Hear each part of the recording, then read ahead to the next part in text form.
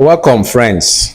Today, I want us to talk about an important word which people use mainly in a sentence in Japanese. They call it the Koso Ado system of words. Usually, you hear words like this, that, where, here, there, and so on. So, in Japanese, these words belong to Koso Ado system. So, that's what we're going to talk about today.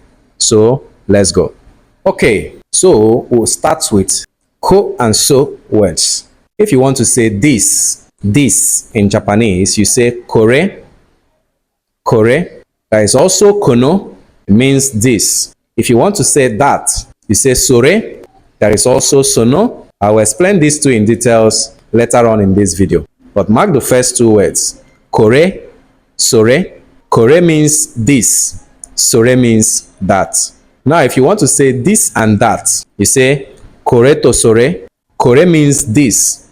To means and. It can still mean with. So use it to join two words in a sentence.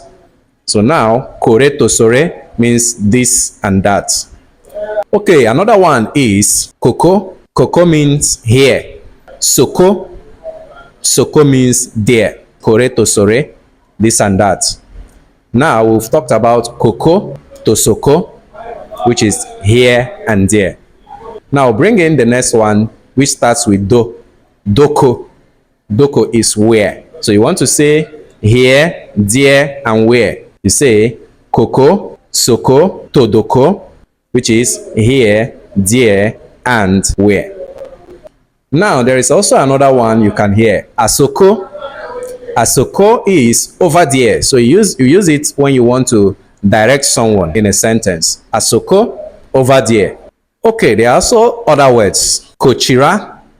Kochira means this way or this direction. Sometimes in a sentence, it can still mean this person. There's also sochira. That is that way, that direction, that person. There is sochira and there is achira. This is the difference. Maybe someone is asking you which way, please. Say sochira. That is that way. Now, achira is also that way. Or it means over there, which is, they use it in a sentence to show that this one is more further than this one. Achira, that way over there. That way over there. Achira, that way over there. Sochira, that way. And there is also dochira, which is which way, which direction. So these are some of the Koso Ado system of words. If you notice, they are all starting with ko, so, a, do. If you remember, I said kore means this. Kono also means this. Whereas sore means that.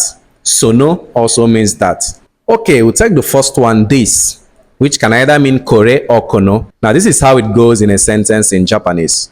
If you want to use kore as this in a sentence, then it means that kore will stand alone as a pronoun in a sentence. This is.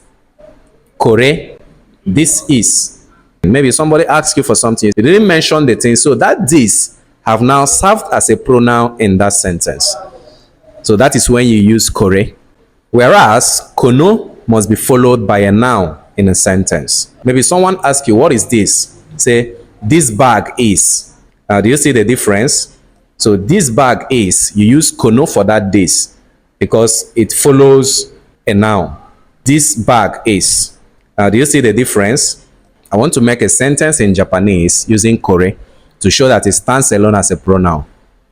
Kore wa oki desu. Kore wa oki desu. I will explain. Which is, this is big. Kore is this. Wa shows the topic of the sentence. It doesn't mean anything. Oki, it means big. Then desu means is. So what I just said is, this is big. So that is how you use kore in a sentence. Now, you see that I didn't mention anything that is big. I just said this is big. So the listener understands what I mean, the thing that I mean that is big. But now, this is how you use kono. Now, remember, for kono, it doesn't go alone. It must be followed by a noun. Kono hon wa oki desu. Kono hon wa oki desu. Hon means book. Hon, book. So what I just said is, this book is big. So I know you understand it now. The first one is this is big. I didn't need to mention the thing that is big, so I use kore. Whereas the second one, I need to mention the thing that is big. I now use kono. If you are using kore, it goes alone as a pronoun. It doesn't need any noun. But if you are using kono, it must be followed by a noun to signify what you are talking about. Kore wa oki desu. This is big. Kono hon wa oki desu. This book is big. Okay, this video is getting long, so this will become the part A.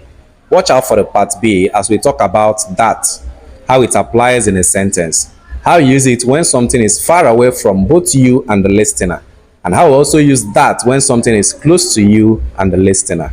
Watch out for part 2.